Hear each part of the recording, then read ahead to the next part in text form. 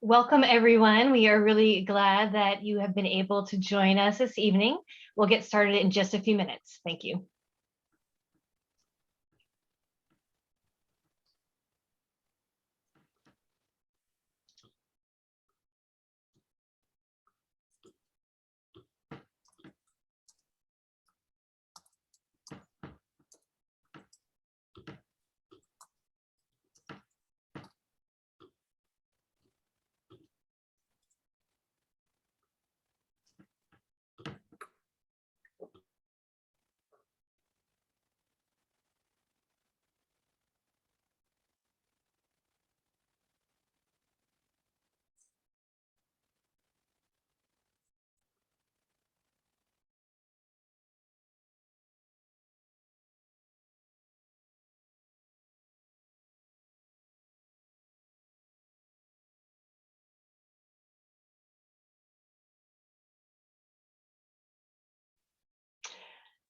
Thanks for joining, everyone. It's great to have you here. We'll get started in just about a minute, so please hang tight. Thank you.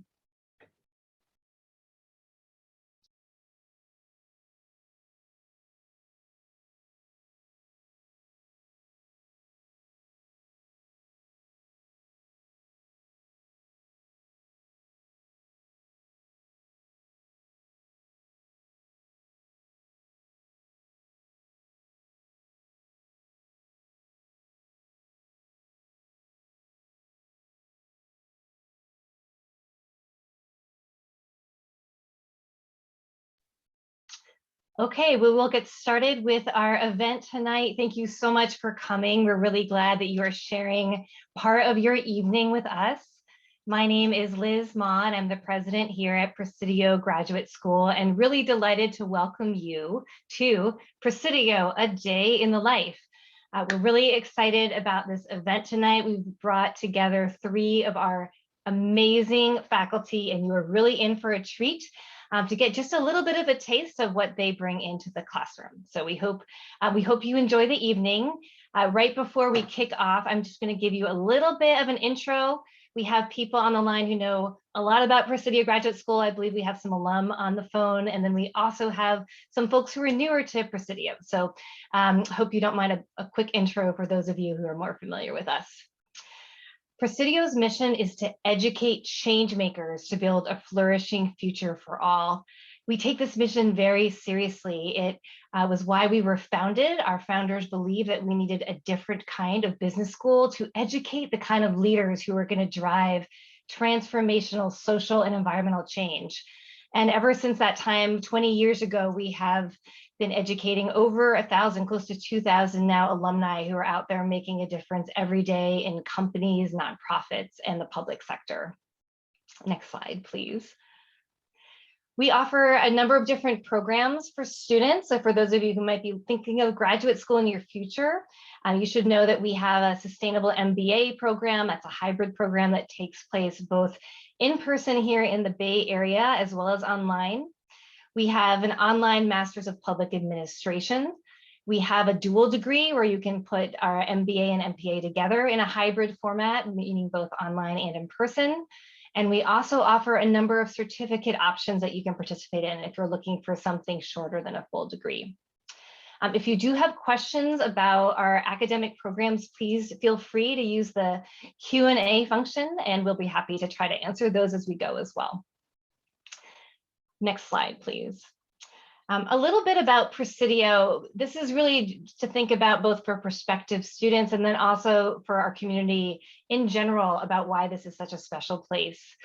First, we are the first and only independent graduate school that is focused entirely on sustainability and social justice. And that really ekes through in everything we do. We are such a mission-driven community, and the students that we attract come to us to change the world, and they're such inspiring people to get to know. We teach concrete tools to help our students make a social, environmental, and economic impact. Our students leave here equipped to drive really meaningful change in their future careers. Our learning model focuses on experiential learning that enables our students to do real-world projects while they're in school. And this is just a wonderful way to be able to not just really hone your skills, but also to make a difference in companies and organizations as you're in school. We have a fantastic hybrid model that brings people together to build community, but also allows ample virtual flexibility. And our community is really passionate and inspiring. You are going to meet 3 of our inspiring faculty today, and I think you'll see what I mean. On that note, tonight we will hear from Professor Marsha Willard. She teaches one of our early term courses on systems sustainability and social justice. She'll give you a taste of systems thinking. She'll be followed by Professor Aaron Burns, who teaches leadership and a number of other courses here at Presidio. And then finally, Professor Carrie Maltzby-Lute will end us off with marketing and communications for social impact. So I'm delighted to have our esteemed faculty with us, and we'll turn it over to Marsha. Thank you, Liz. Let me set up a screen share here. So as Liz mentioned, I teach one of the first term classes called Systems Sustainability and Social Justice. And it's intended to dip students into something that we call systems thinking. We want to equip you to solve the world's problems. And the world's problems are really gnarly. The technical term is a wicked problem. And wicked problems are those that are not easily solved because of their complexity, both their detailed complexity, they have lots of parts that interrelate, but also their dynamic complexity, meaning that there isn't always an obvious or immediate connection between cause and effect. And so our actions go seemingly unchecked and create problems down the road, sometimes decades or centuries later, which makes it really hard for us to solve these kinds of problems. Some of the problems that we can think of that are troubling the planet. And I think the point that we make in the class is that we tend to have an approach to problem solving in our culture that's a little knee-jerk, that focuses on symptoms and easy solutions, but these problems are so complex, they don't lend themselves well to those things. So for example, we are bothered by the number of people that are trying to enter this country, and so the solution is to build a wall. We see problems in social interactions between police and the community and police brutality, and the solution is we'll just rout out the few bad apples, the few bad actors. Climate change is an enormously complex problem that needs to be addressed on many fronts, and with keen understanding about how changes in the weather can result in unchecked forest fires. So the solution that we try to provide is a way of thinking about how to approach these problems that's based in systems science, and introducing students to some of the concepts and the tools and the methodologies for understanding these very complex problems and how to intervene in solutions to address them. And to illustrate the story, or illustrate the point, I want to tell a story. This is an actual story about something that happened in last century that sort of illustrates how we have been approaching these things and the problems that it creates. And the story begins in the early 1950s on the island of Borneo, where there was an especially egregious outbreak of malaria. Malaria is still one of the top killers of humans in the world. It's still an unchecked disease. This was a particularly severe outbreak, so the World Health Organization decided that some intervention was necessary. So malaria, do you know what causes malaria? Can I see some participation? Is there a chat box, or are they limited to Q&A?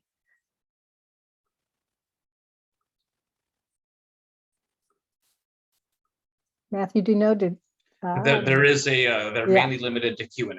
They do have the ability to okay, I see. Chat with everyone though. Okay, yeah. I see Cynthia's response, and she says yes, mosquitoes. Yeah, so it's this bad boy that causes mosquitoes. And so can you guess what the World Health Organization did to aid the outbreak of malaria in Borneo?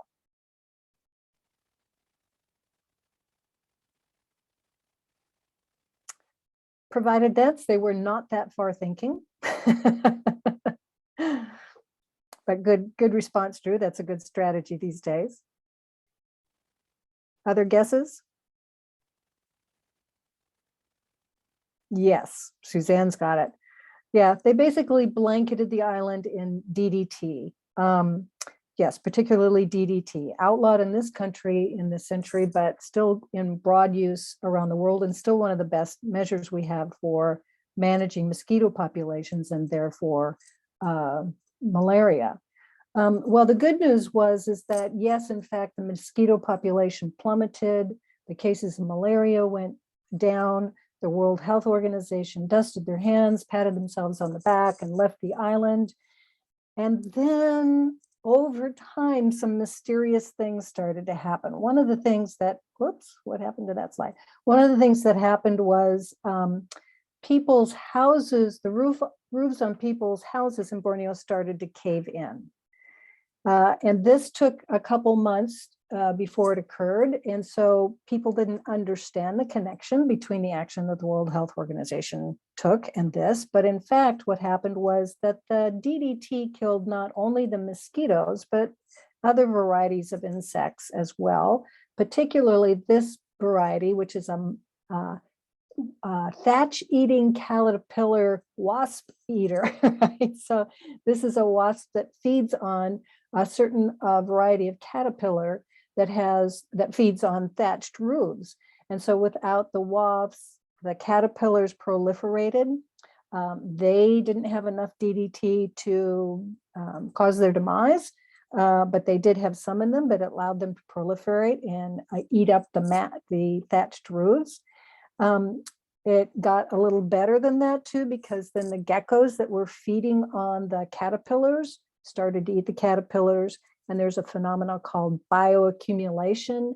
So the DDT levels were rising in the geckos, again, not to the extent that it would kill them, but it was rising. And then the cats on the island were feeding on the geckos. And by that time, the amount of DDT that they ingested by eating a few geckos was high enough that cats started to die. Well, when the cats started to die, the rat population proliferated and got into the food stores and created other diseases, including typhus and syphilitic fever. And so within a year, we were back where we started. The World Health Organization said, oops, and decided they wanted to intervene again, still with the same, let's whack the head of the symptom approach to it. And what they did was they said, well, there are too many rats, let's airdrop in some cats. This image is a little facetious. They didn't actually tie tiny little parachutes to kittens and drop them, but they did airdrop in cats to attack the rat population. So the moral of the story is that if we fail to understand the complex interdependencies of all the variables that conspire to produce the events that we see, we run the risk of just implementing stopgap symptomatic solutions that never really solve the problem, and in many cases create new problems along the way. So what we try to teach at Presidio is systems thinking, and I want to share this model with you. It's sort of the heart of the approach to thinking in systems, and then maybe have a conversation with you about how it might apply. So we call this the Iceberg Model, and it is metaphorical in the sense that there are events that happen in the world that cause us concern, and we tend to try to counter those events and implement short-term solutions and symptomatic solutions that address the problem that we see. The issue is that many of those events or those issues of concern, what we see of them is just the tip of the iceberg, and so much more belies lies below the level of the water and is really where we need to address the issue. So to give you some examples of how we approach this is that we'll take those events, but then we take a step back and coach our students to think in terms of the event in context and to ask, is this an isolated issue, a short-term problem, an event that's a one-off, or is there a trend that tells us something about how this system is behaving and changing over time? Right, so do we look at climate change and we can study that from an event point of view and see that over the last 100 years that the change in average temperature seems to map almost perfectly correlated with the rise in carbon dioxide. And so that tells us a lot about what phenomena is happening. In order to address the issue, though, we need to go even deeper in this model and look at the structures that we created that enabled that trend to occur and produce the results that we don't like. And in many cases, some of these structures are natural structures, but we've intervened so thoroughly in nature that for the most part, it's our interaction and our intervention into many of these systems that has changed the way they're structured and creates these new systems.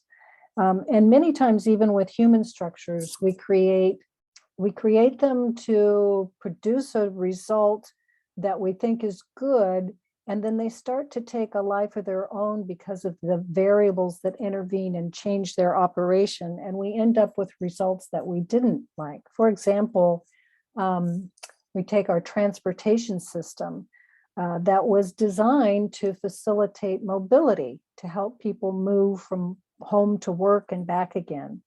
But if you were an alien and dropped down into Los Angeles at about 4:30 p.m. on a Wednesday afternoon and looked at the transportation system, you might rightly conclude from what you observe that it's a system designed to allow people to meditative time in their cars.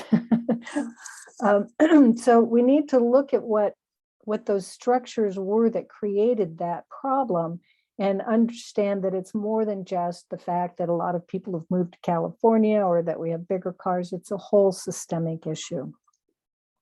More interestingly, I find, is the bottom layer of this pyramid that says, what was in our minds? What were the mental models or our worldviews that led us to design these structures that resulted in these trends and these events that we don't like? And in many cases, these mental models that we hold were probably logical at one time, but are becoming anachronistic now and are not serving our purpose.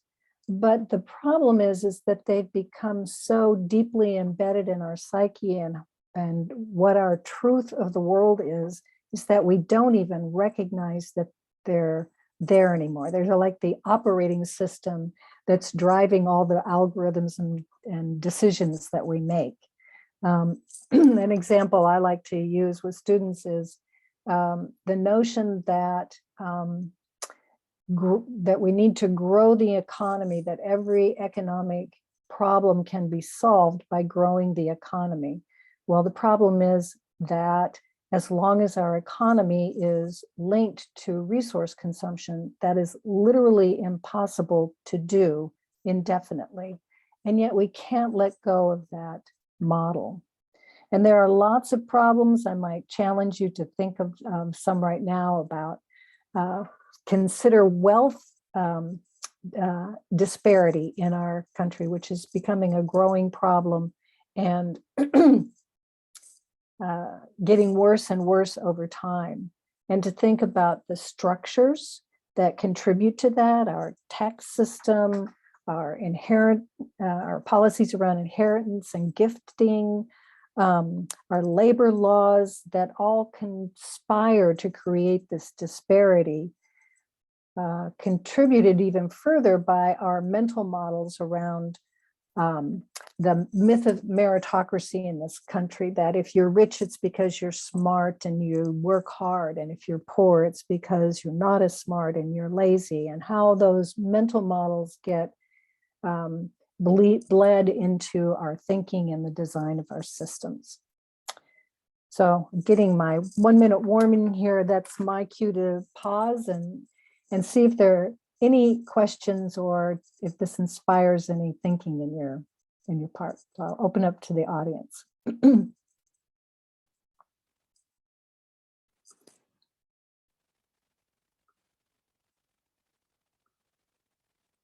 Questions or comments?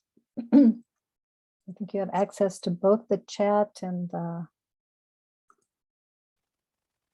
question box.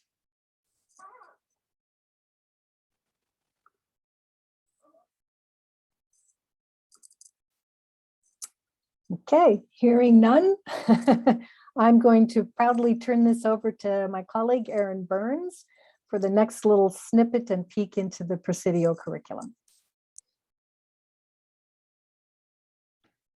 Thank you, Marcia. Just want to confirm that you can see my slides. Thumbs up. Excellent. Not surprising, probably to many of you, as we talk about systems, one of the things at Presidio is that we want to live our values. And so when students enter Presidio, they have often both Marcia's SSSJ, as we call it, and my course, usually in the same semester. Occasionally, depending on if students are part-time, they might not. And why I say that is because I think it's really important for students to hear things in different classes that both relate and that they can build on. And it's not basically all these classes in silos, right? When we're thinking about systems, when we're thinking about how do we teach across disciplines, that's something you will see at Presidio. And so building on the system, wicked problems, the mental models, I teach the Cultivating Capacity for Leadership course, which is the first of 2 leadership courses at Presidio.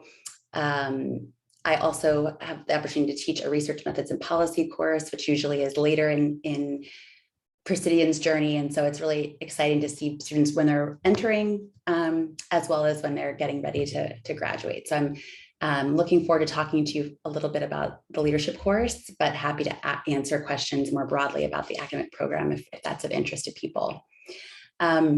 So I like to start by saying, before the semester break, let's see if this is advancing. There we go. It looks like my slide is cutting off a little bit, but let me move this over. So at the start of every semester, I always ask students to fill out a pre-course survey where I really ask them a little bit about what kinds of expectations or hopes they have for the course. And what is really helpful about that for me is kind of getting a sense of what students are bringing into the course. And one of the questions elicits hopes and plans for the future. And I think leadership in particular is often becomes like a conduit of some future destination, often whether it is a future job or sort of place of career advancement that they see themselves. It then will often find itself also tied with sort of a list of characteristics that they feel like they want to either improve on or develop in the course. And so what we find, we might not be able to agree on what leadership is, what overwhelmingly comes out of this is that leadership is something everyone wants more of. And you probably are familiar that leadership, I think as recently as 2019, Forbes estimated that leadership development is big business, a $366 billion industry, that 95% of businesses and organizations, it's a priority to them to grow leadership. And so it's reinforced in headlines like this that you see. We need great leaders now. Real leaders are forged in crisis. What the world needs now is more great leadership, right? All of these things. And I guess I should feel good about my job security. But really, I often think a lot about where we are is not necessarily getting at a lot of what Marcia talked about, these wicked problems. And are there ways for us to develop capacity that might better prepare ourselves to engage with those? So that brings us to, and I'm noticing that my slides are not appearing fully in the window. Are you all experiencing that a little bit? Okay. Let's see. I'm going to stop my share for a second and fix that.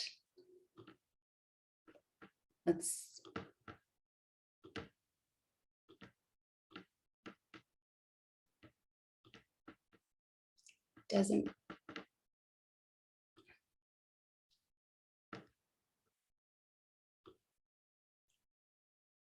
How's that? Is that better? All right. Thank you. And so, as I mentioned, right, these lists of characteristics and traits that we might want to develop, the big business, students coming in all over, no matter where they're coming from, with big high hopes. And it really resembles what we see in the literature, which is that leadership really holds this mythic status, that we often default, right, to this heroic individual that's going to sort of save us from the social ills, from the gnarly problems that Marcia referenced, and that we all experience.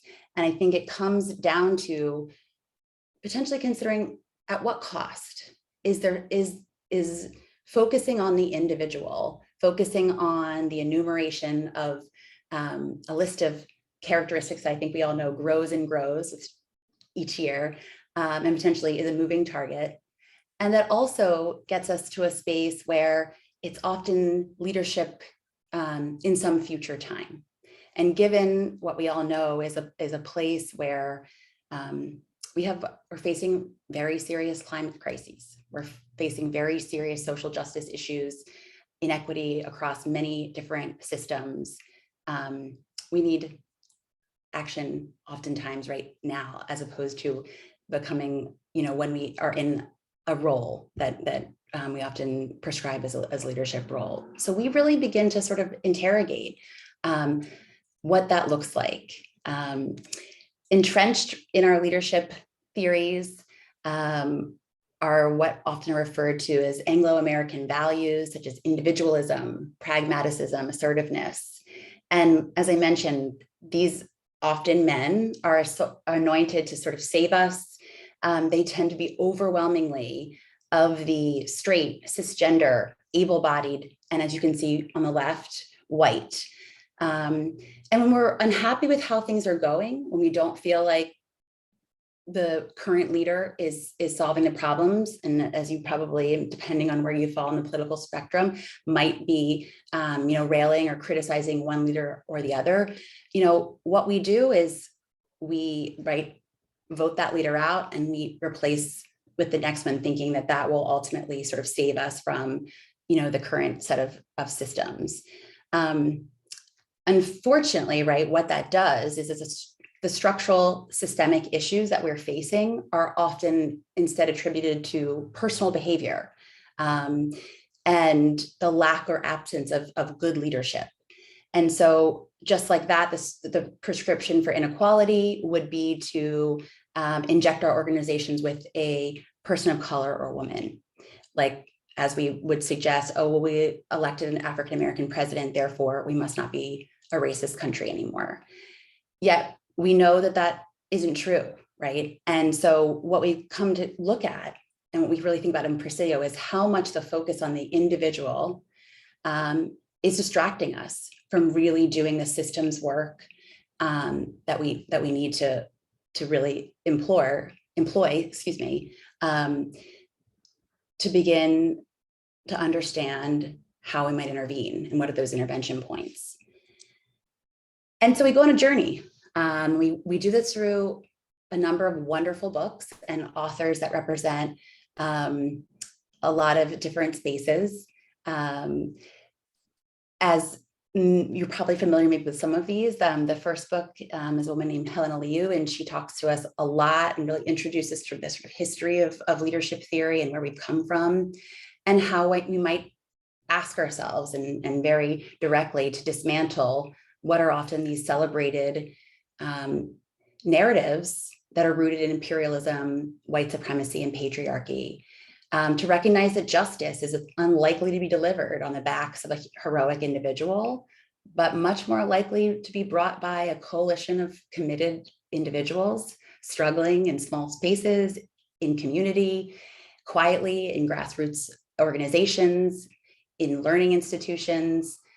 We then begin to explore the role of power. And through Alicia Garza, wonderful book where she talks to us a lot about, through her experiences in storytelling, how we come to understand what is going on, how we got here, how we might be complicit, and how we might be able to reconcile and basically change how we behave in ways that no longer use harm as the organizing principle. She also does a wonderful job of talking about how narrative, right, how storytelling, our own leadership stories, help us understand how change happens and who change might be for. We then visit emergent strategy and Adrienne Marie Brown, and many of you may be familiar with her wonderful work, and she has a new book out as well. And similar to Brene Brown, we get into a space where we're really looking at how do we grow that capacity? What are the skills we can practice both individually and in community that might allow us to face what we see as systems issues? So you'll hear this term a lot. The traditional change models aren't working. The hierarchical structures of top and linear down. What we see here, and I will continue to advance slides to really emphasize, is that multi-sector stakeholder engagement is going to be required in any spaces that we truly want to make and integrate systems change, that leadership skills that center collaboration, working in relationship with others, and that are done so with the complex systems that Marcia really, walked you through as part of all conversation, right? So we're not solving something in isolation. Both a mindset and a skill set that really looks at these multi-sector challenges. Students work in groups where they get to interface with organizations and communities of their choosing, where they look to do not only pretty comprehensive stakeholder engagement, but developing power analysis and how one might intervene and how might one engage with the often communities that are often left out, the very ones that we're often solving problems for, similar to some Marcia's example that she walked you through. And what I would say, there's lots of skills that we talk about, but to really want to emphasize the iterative nature, the non-linear nature of the leadership work that we do, right? That it's not that we start at step one and go to step 2, 3, 4, that it's steps forward and back, north and south, east and west. That process is just as important as outcome, that we are engaged in constantly putting ourselves in a space where we're looking at our own perspective and where this sits in a larger system, something we call a sociological imagination. That we don't have to wait till we arrive at a position of power to engage in leadership, that this is a doing leadership as opposed to an outcome space, that we're in the practice of it throughout. And that in order to do that, we have to grow capacity for complexity, that we have to be able to sit in discomfort, that we have to be able to hold what we call the dialectics of both what we seem to be sometimes opposing sides or opposing truths, and that perhaps holding opposites or holding what we perceive to be things in conflict is in fact how we come to a space of better understanding. And how do we do that? And then ultimately, how do we engage with change? How do we work with change and I think get away from what has often been socialized in our culture of a lot of resistance? I'm going to leave you with a quote from Alicia Garza of Purpose of Power that really illustrates one of the assignments that students most enjoy in this class. And it's students develop a leadership story that they share. They have different ways that they can share it. And it really gets at how important it is for our understanding our own journey in this process so that we're clear with the mental models, as Marcia talked about, and how our perspectives have influenced the way we understand worlds and how we understand change. And to understand what shapes our understanding, who influences us, helps us understand potentially what our role might be in this upcoming period of history. So I'll read for you. Our wildly varying perspectives are not just a matter of aesthetic or philosophical or technological concern. They also influence our understanding of how change happens, for whom change is needed, acceptable methods of making change, and what kind of change is possible. I will think we have enough time, hopefully, to I'll go ahead and stop my share. And looks like we have a question.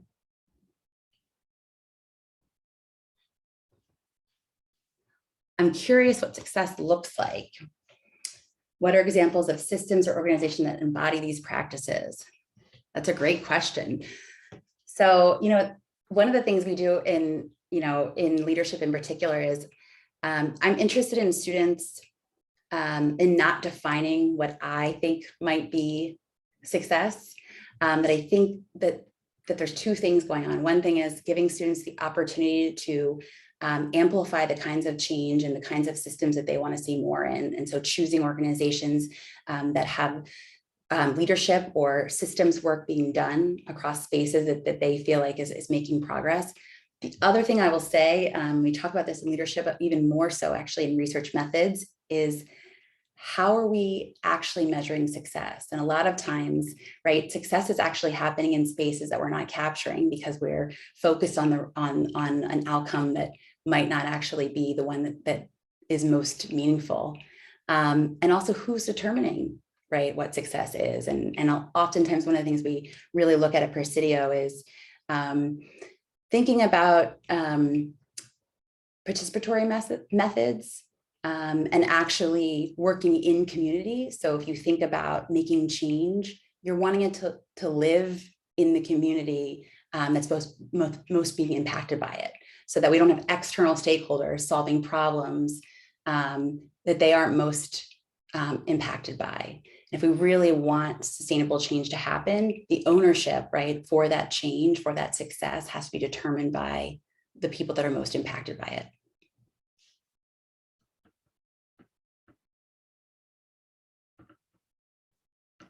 All right. I think I don't see other questions right now. I'm going to go ahead and turn it over to Carrie. I'm super excited for you to hear from Carrie. Thanks. Good evening, everyone. Thank you. Now I see why students come to my class, Marketing and Communications for Social Impact, so empowered and questioning of systems and our current economic model, questioning of capitalism, questioning of marketing. But it's my job to just provide a different perspective, and one that shows marketing and communications as also a tool for social impact and for good. So give me 1 second here and I'm going to, all right. Can you all see my screen? Excellent. So yes, Carrie Maltzby-Lute, she, her, they, them. I've been teaching at Presidio now for going on 2 years, and I'm really excited to be here with you all. Like I said, students come to me after they've taken both Erin and Marcia's course. And so it's really amazing to see the conversations and the engagement. And I really love the fact that students are learning from one another, and they come ready to really share their own personal experiences in the workplace and marketing. And so I feel just very fortunate to have a class that really is so participatory. So with that, I've got a lot to cover. I have a lot of slides that Rachel shared with me that I have quite a few slides to go through tonight. So hopefully we'll get through them all. I like slides, I'm visual, but I'm gonna start off by just saying that we are all marketers, at least I believe so. And have you ever done any of these things? Have you ever competed for a job against other candidates? I'm imagining you probably have. And what are some of the things that you did when you were interviewing for this job? You can just throw it in chat. Just if you think of, some of the things that you did to prepare to get ready for this competition, that would be great. Likely you, before you had your, likely you dusted off your best outfits and you made sure that you were presenting well, that was relevant and in alignment with the organization and the culture that you were interviewing for. You may have made sure that your resume was highlighting all sorts of amazing accomplishments that you had. Okay, awesome. I'm seeing that some people research the company. Yes, that is exactly what you do, and read the job description. I certainly hope you start there. That's, the very first thing you should do.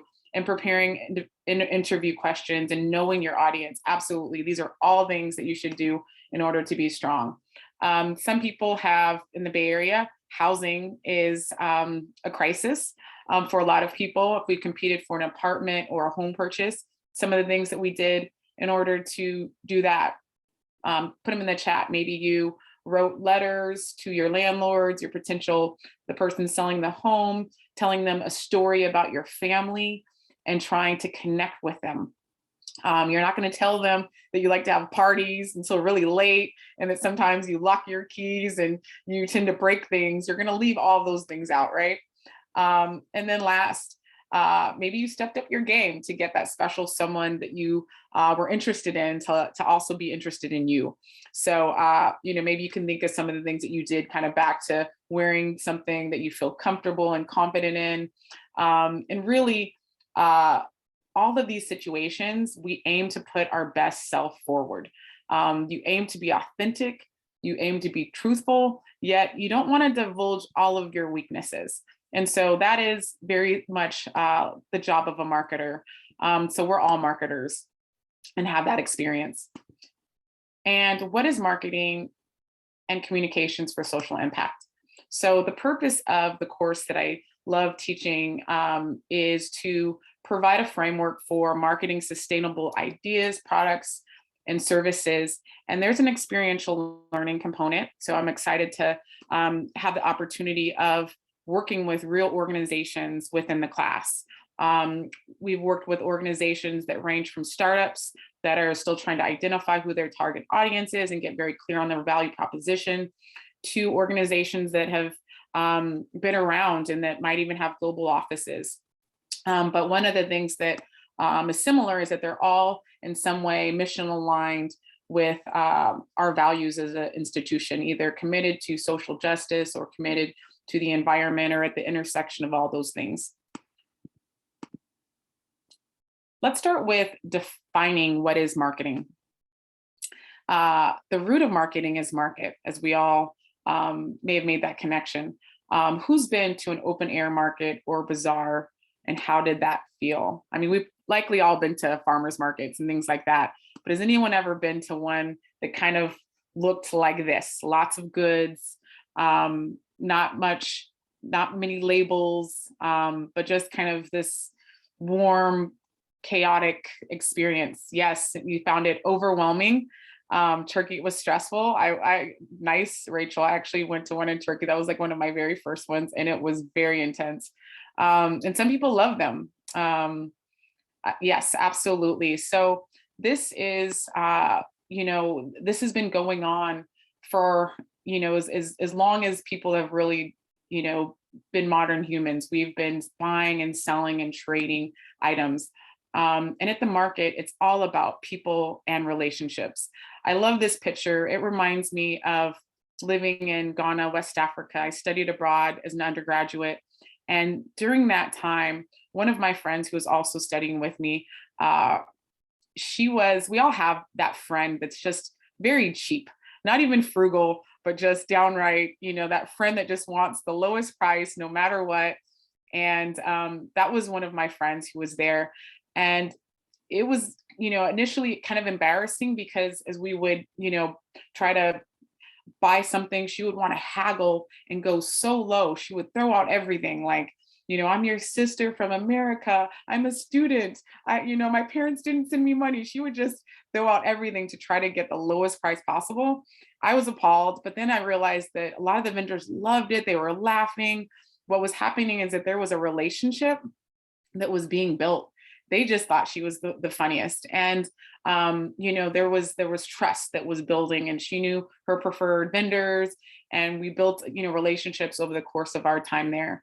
And so what marketers are aiming to do is they are aiming to establish trust with consumers, with the larger marketplace. And so whether or not you're, selling completely digital, or if you have a brick and mortar, your goal is to be trust, to be someone that consumers trust and want to go to and think of often. And so we do that by humanizing brands. We talk a lot about this in class, the power of making a brand feel as though it is a person. People, as humans, we want to talk to other humans. And so, the goal is to have a brand that has a tone that actually is very concerned with you as a customer and as a client. And so we talk quite a bit about how to do this, and we'll talk a little bit more about some of the tactics that we go about humanizing brands. And the aim of marketing is to know and understand the customer so well, the product or service fits them and sells itself. I like this quote because it leads first with the customer. It puts the person first, and it's not about selling. It's actually about knowing your customer and then creating value for them. And so marketing is human-centered. You want to find your target market and you want to obsess over them. And so we have a whole research phase where students conduct primary research, either through in-depth interviews, surveys, or maybe a mixture of both, to better understand who it is their clients are actually selling to. And those conversations, those insights that are gleaned, inform the marketing recommendations that then go into the marketing plan that is built out. So we use real data, real people. We're not just making up things that we feel like would be useful. Oops. Oh, sorry. I'm not sure how that one got back in there, but storytelling is at the heart of humanity. And so when we talk about how do we connect with people, how do we humanize brands, we do that through storytelling.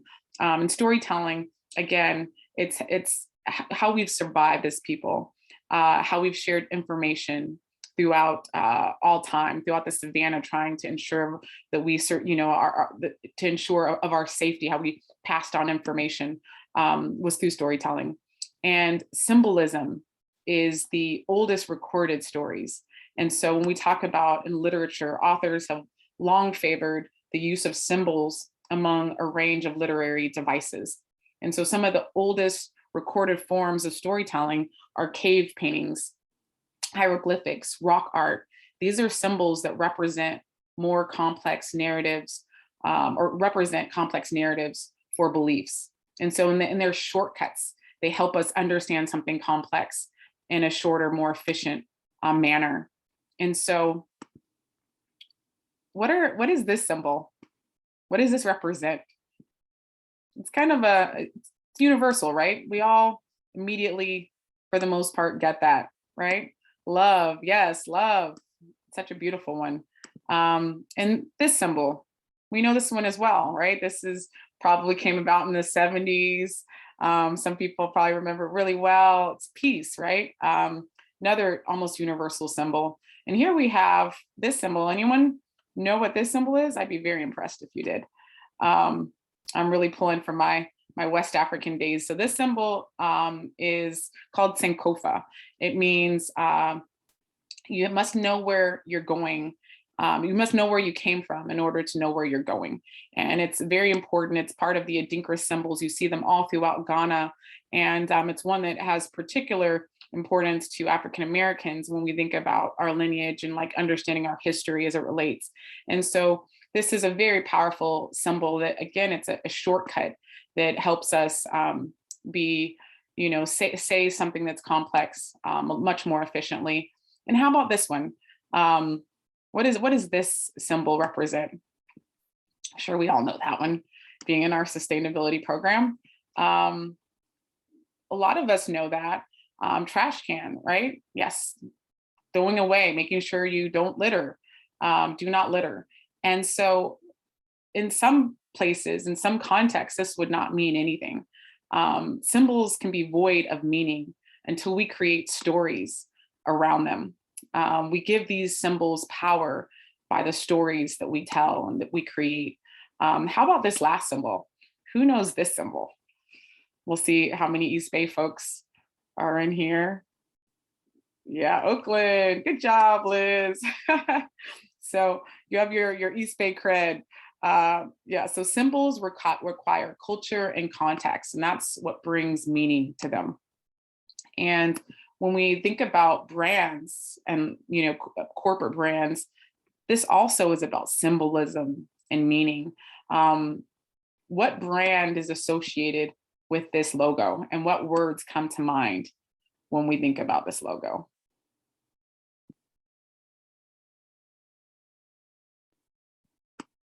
Starbucks, great, yep. Anything else? Like, what does this mean? Coffee, Seattle, excellent. Starbucks, overpriced. Yeah, there's always going to be someone who's like, yeah, not so into it, expensive. Sirens, okay. How about this brand? We all know this one as well, right? Target. And a few things can probably come to mind. Patagonia, that is a PGS favorite, in case you all didn't know. So I took out the Patagonia, but likely a lot of you still recognized it. But again, these brands represent, and this is a fair trade symbol, which doesn't mean anything unless it's actually marketed and people actually are aware of what that means and place value on that, right? So brands, part of the power of having a brand, and a brand that has lots of equity, is that they represent consistency. Likely you may have traveled somewhere, especially if you've gone out of the country, and maybe for the first time, even though it's expensive, you might have been excited to see that Starbucks because maybe you needed Wi-Fi and maybe you needed certain things that you wanted just a mocha. But these brands, represent consistency. You'd likely be surprised if you bought something from Patagonia, like a jacket, and the zipper broke. And if it did break, you'd be confident that you could return that. So this is some of the power that brands build up based on their equity. And so we've heard about mental models. I love that both Marcia and Aaron spoke about this. And it's really important to know the worldview of your audience. And so one of the key factors in marketing is in understanding people's different mental models and the way they view the world. And so as marketers, we recognize that. And I actually have the definition here of worldview as how I see it. Worldview can be defined as an inescapable overarching system of meaning and meaning making that inform how humans interpret, enact, and co-create reality. A worldview is how we make sense of the world and frame the fundamental realities of the world around us. So I think, by now you've kind of heard this a few times. And so there's a lot of power in when we think about marketing and the larger media ecosystem. And there's also power that we have in shifting these worldviews and normalizing the myriad of realities that exist in this world. So a lot of us probably remember when Colin Kaepernick kneeled and Nike inserted themselves in this racial reckoning conversation that was going on, that a number of brands failed to do well, including the NFL. And they took a calculated risk by having ads that supported Colin Kaepernick, and it paid off. Nike's gross products went from 16 billion, sorry, in 2018 to almost 20 billion in 2021. So they knew that the majority of their consumers, they know their worldview, and they knew that their worldview aligned and that they would support them taking a stand, and actually wanted them to.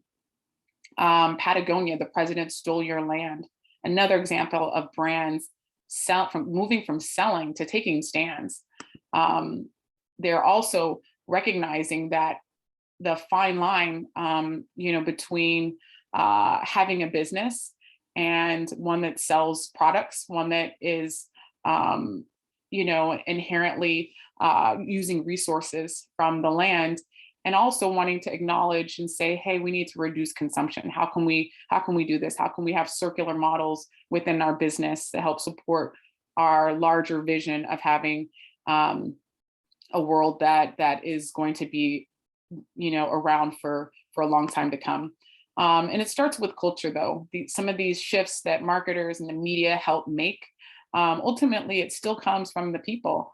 And this data shows that millennials, 83% of them care about purchasing from a sustainable company, up from other generations. And so people are driving this shift. And, as marketers, we are embracing it and also giving people what they want. And the power now, I'm excited about this, is purpose is the new worldview.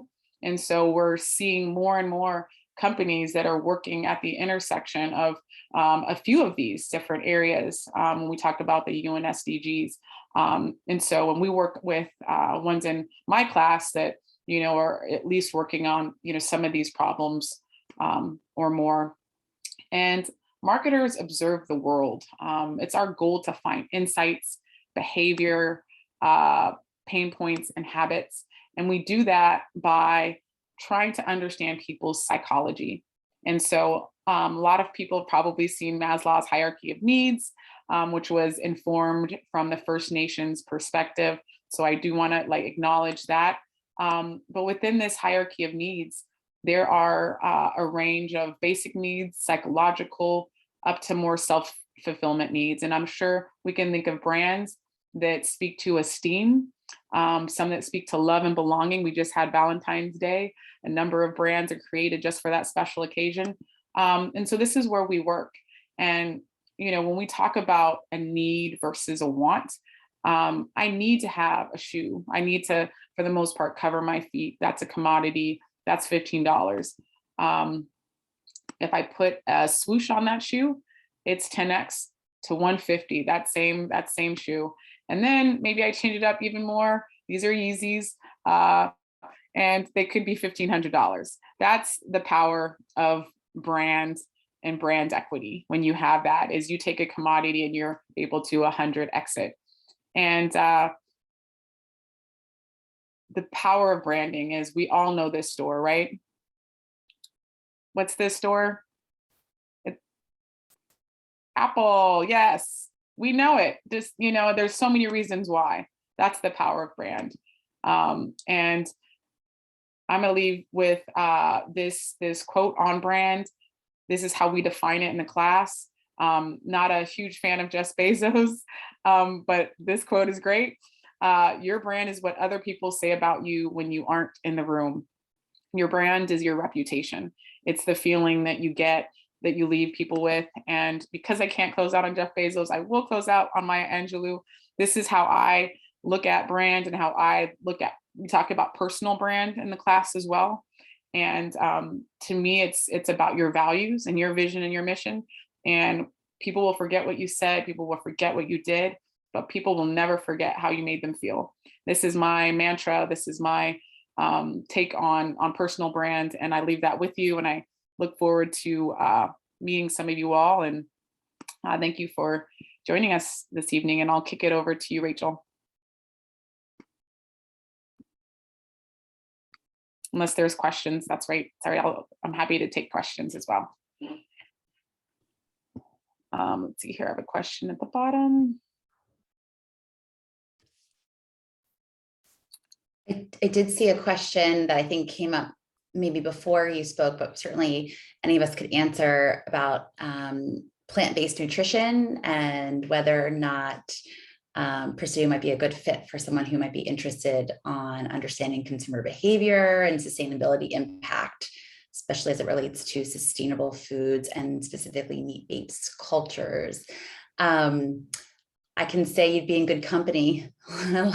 Several current students and alumni that's not just sustainable foods, but food ag in general is a huge focus. In fact, we are going to have a summer elective this summer focused on just that specifically. So it's a huge interest, and more largely, of course, as you can hear, and Carrie can talk more about consumer behavior and marketing and things like that, but certainly in multiple classes, whether it's strategy, research methods and policy, and other class, do a lot on how to scale, whether it's your own interest in business or other organizations, as well as how to measure impact, how to grow brands, how to supply chain, obviously very important in this particular industry. So all of that.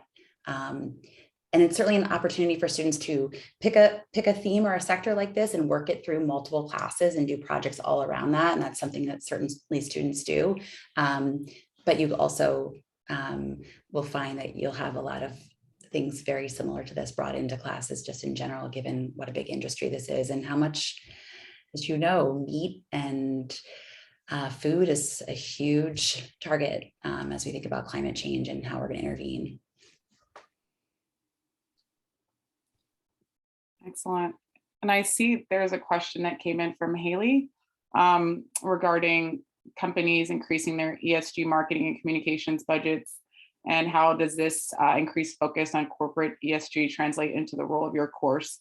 Yes, no, I love to see that companies are increasing their budgets, recognizing the importance of this. And I would say how it works within our class is we spend quite a bit of time talking about how corporations can do things in an authentic manner. And so how they can ensure that they are not virtue signaling, just getting on board with what they feel like needs to be said, because that is the cultural norms surrounding that issue.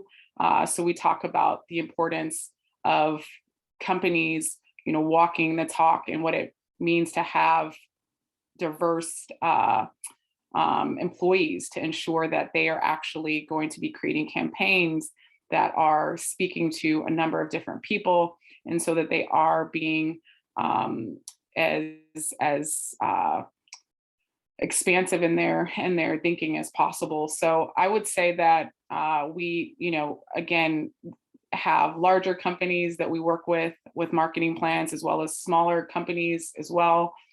So how it translates is the hands-on experience that students get doing ELs. I think it prepares them to go into roles at a larger company, or perhaps to even seek out opportunities as a consultant. I've had some students, it's been really exciting, that have gone on to really like this work and who are now consulting on the side as they finish their MBA, working with different businesses, helping them reach sustainable markets. And so that's, there's a lot of opportunity there. I think you're kind of exposed to both marketing from a smaller size company, as well as, we talk about some of the challenges within larger corporations. So I hope that answered your question, but that's kind of what came up for me.